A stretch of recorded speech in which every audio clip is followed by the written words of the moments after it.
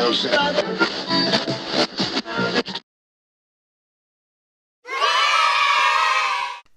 so there were some right crazy trees in that lot. So let's think about how we can draw a tree. So I'm going to start with a brown pen. I mean, you don't have to start with a brown pen because this is your crazy incredible tree. So your crazy incredible tree can be any colour you want it to be. But most trees, however weird and wonderful they are, they're going to have a big trunk and they're going to branch off into, well, branches. So if you think about the piece of paper you've got, your trunk is probably going to take maybe like halfway up, and then you're going to have your branches and bits on this bit. So I'm going to draw my trunk here. I don't want to think about the roots as well because they're kind of chunky and wibbly wobbly. So this is my trunk coming up to here. Let me just tilt my camera down a bit so you can see the bottom. There we go. It's quite hard to get all my page in. Anyway, so up comes the trunk, and then I'm going to stop there because I want to put the other side of the trunk in next, because that will help me work out where my branches want to go. So here's the other side of my trunk here, and this bit down here, this is kind of where the roots come into the earth. So if I do like some splits up the tree like this, that sort of looks a bit like roots coming through. And if I'm using a wobbly line like this, it kind of makes them look knotty, and here's a good word for you, gnarly and knobbly, like an old tree might look. So then up here I'm going to have some branches, so I've just got to tilt my camera up a little bit so you can see the top. There it goes, because these cameras aren't designed to do photographs of artwork. They're designed to take photographs of, you know, people in meetings and stuff like that. So if I do a branch coming up that way and then a branch coming up this way like that, and I've got to kind of split these up a bit, haven't I, because the branches are a bit like arms, but they have kind of thick bits at the bottom and they get thinner kind of as they go up. So I can sort of divide my branches up a bit like this, so they're sort of starting to look a bit tree-like. Now, I mean, your tree could have like loads of branches, or it could just have like two really big ones, you know. When you look at a tree, you probably don't see, if it's got leaves on it, a lot more branches than that, because the leaves are kind of all a big shaggy mass up here, aren't they, doing their thing going up here. So you don't need to draw all the branches going all the way up. We've got some in here. So if I'm going to think about my leafy bit up the top, again, I'm going to do a very standard kind of green leaf to begin with. You are totally allowed to do any colour you like. So, but I'm going to choose 3 shades of green. So I'm going to choose the quite pale kind of yellowy green, and then a nice bright sort of emeraldy green, and then a darker sort of more like what you might call a sort of forest pine green. Now you can do your leaves in any colour you want. So you might have a pink tree, you might have an orange tree, could be an autumn tree. They go the most amazing colours, don't they? But you'll still find that roughly the leaves near the top are going to be a bit of a lighter colour, and that's because they're getting, I'm just going to move this bit of tape over, because they're getting hit by lots of sunlight from high up and above.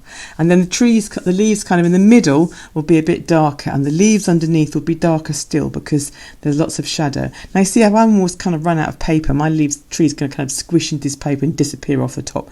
So this is why if you're doing trees and you're working in pairs, you can have bigger paper so you can get all your tree on, because I've only got an A4 sheet, and hopefully you're going to have an A3 sheet. It's going to be massive. It's going to be awesome. Right, so when I'm using tones like this, the first thing I'm going to do is do my medium tone. So that's not the darkest and not the lightest, it's the one sort of in between. And when you see leaves kind of on trees, you don't really see the individual kind of leaf, do you? Because when you're looking up at it, they all kind of merge together in a great big kind of mass blob of green. So at the moment I'm just going to put some green shapes in, and I'm doing a sort of round and round kind of motion, because these leaves on this tree I'm imagining are a bit kind of softish and a bit sort of roundy. So I'm just going to scribble these kind of in. I'm going to fill up all of this, or a big lot of this, kind of like with all this green, and see it's just going to come down to touch, you know, some of the branches, and it's going to come up. And I've run out of paper up here, so I've got to imagine my tree be going on up and around. So I'm just going to start off by putting that sort of basic kind of green in, and then I want to make a bit of a shadow kind of feel. So I'm going to get my darker colour, and I'm going to come in underneath, and I can just kind of work it on top but not all the way up, because it's going to be the underneath bit where the leaves start off by looking a bit more shadowed and a bit more undercover. Think how nice and cool it is sitting under a tree in the hot summer when it's got all its leaves in full. Or think how beautiful it is sitting under a tree in the autumn when it's all in gold and red.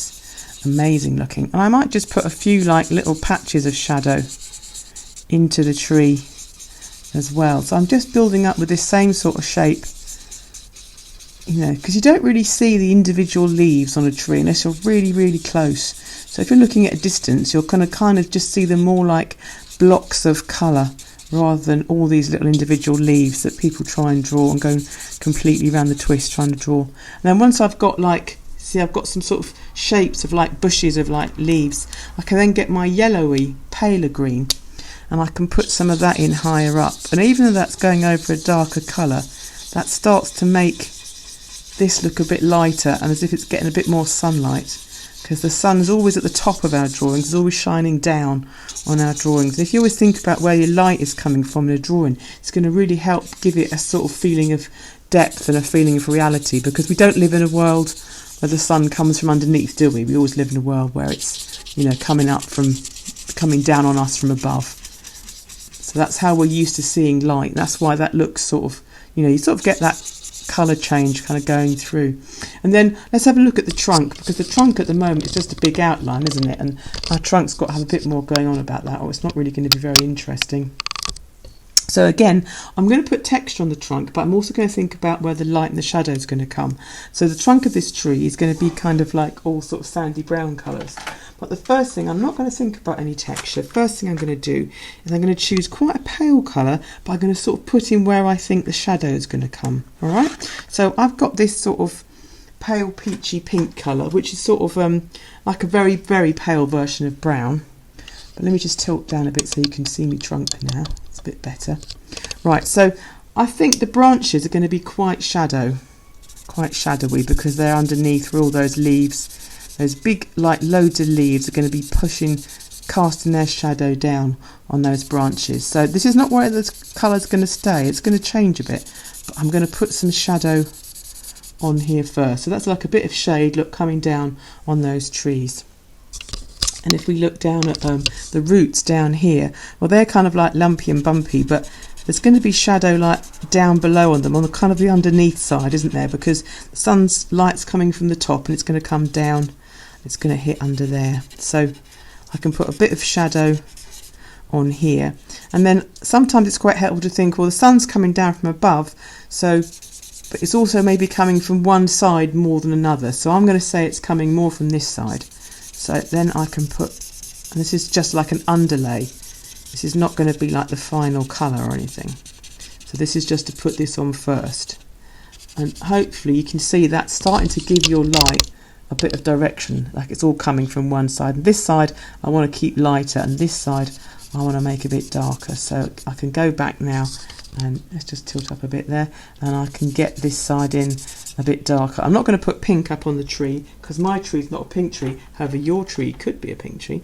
But I'm going to take my darker pen and put a little bit more dark on this side, because this is the slightly darker shade of the tree, side of the tree. It's a bit more shady, you know. It's a really cool bit you want to get under on a hot day. Lie down, look up into the branches and that blue sky up above. It's a bit more shade on this side. Like that, you know. Right, so it's a bit more, and then I can think on this side, yeah, I'm going to put, if I go over the lines I've already done, if I go crossing the other way, see how that again starts to make that look a bit shadowy. And let's come in under this one, make that a bit shadowy. And this side of the branch here, because that's the lighter side, this is a darker side, so I'm going to put a little bit of more shadow on this side as well. That's it. So that's sort of like got a bit more texture, a bit more light happening. Let's look down at those roots again. See where this one's can be quite light, but just the end of it there is probably going to go a bit shady looking, a bit shade, want a bit of shade, and then bring this round and a little bit of shade, and then we can sort of think about if there's a bump in the trunk's quite bumpy, it might have made a bit of a shadow like that, and then this one's going to be a bit darker, and maybe a bit of shadow kind of up through here. And this isn't going to be where my tree is going to finish by any means, but I'm now going to look for a colour to kind of draw on a bit of texture. So looking through my colours here, I've got a slightly darker brown, sort of like a mid-tony brown, so I think I'm going to use that. And I've got a bit of chocolate brown, to make some really dark shadows. So I also want to think about how I'm going to make my tree look quite textury, because you know, trees aren't smooth like shiny, they've got a lovely barky kind of texture, haven't they? So I'm going to do some lines kind of just wiggling down my tree, almost like they're sort of growing down through it. And you kind of see after a while, if you go and look at a tree, and I really recommend, if you get a chance, go and look and see how the patterns of the bark kind of move and like swirl around. And sometimes they kind of go across the tree like that, and sometimes they're just kind of wobbling up and they're coming together and they're opening up again. But to begin with, it's just going to look quite weird and wiggly as I'm adding all these lines in. But if I keep on building up with my texture lines, then they're going to get more and more like sort of tree bark texture. Because always remember, the closer you draw your lines, the darker and the more colourful it becomes, because the tighter you pack your lines in, you're covering up the white paper, and the white paper is the brightest thing you've got in your picture. So you can start off by just getting some lines in just through here, just trying to think of all that texture. And it's just taking like a wiggly line for a walk, but if you kind of grow it up and down the tree, it also starts to make it look a little bit like bark, a little bit like something kind of growing through. And you might have like some knotty bits, you know, where there's a branch might have come off, and then with the lumpy bits. And you can see if you just sort of like concentrate your wiggles, and if you're drawing over the bit we've already put in, the kind of base coat of shadow, then you can see, right, this is my shadowy bit, and I can see that shadowy through, so it's still coming through, isn't it? It's still there, it's still helping make this look shadowy. So I'm going to kind of draw a bit more on top of it. And let's get some of these sort of texture bits in. And it can come right down into the roots, because the roots are all part of the tree and they've got the same sort of texture kind of going in and along. So let's draw down into those roots and up into those branches, bringing those lines. And keep thinking, if I want this to be a bit darker, more lines closer together, makes it darker, because I'm putting more pen on the surface. And I can kind of give that a really textured feel. And now I'm going to switch over to my chocolate brown,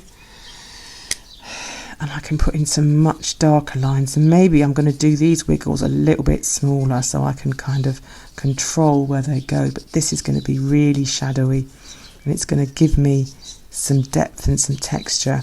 Now, if your tree had a pink trunk, for example, you could do this in like pale pink and peach, and then a mid flamingo pink, and then a lovely bright cerise pink. Or you could choose a very dark purple to be your shadow colour on your branch. Or if you were doing a multicoloured golden tree, well, it could be multicoloured and golden, could it? No, it had to be one or the other. So say you're doing a golden tree, then it's all going to be shades of yellow and orange and red. And then if you are doing a multicoloured tree, let's stick at the multicoloured tree, each bit you do, you've got to think about, right, so if I'm on a blue stripe of the tree, I can do that in shades of blue. So I've got my mid-tone, my dark blue and my pale blue, and then I'm going to go into my orange stripe, and I'm going to use dark orange and mid-orange and bright yellow as my kind of three colours.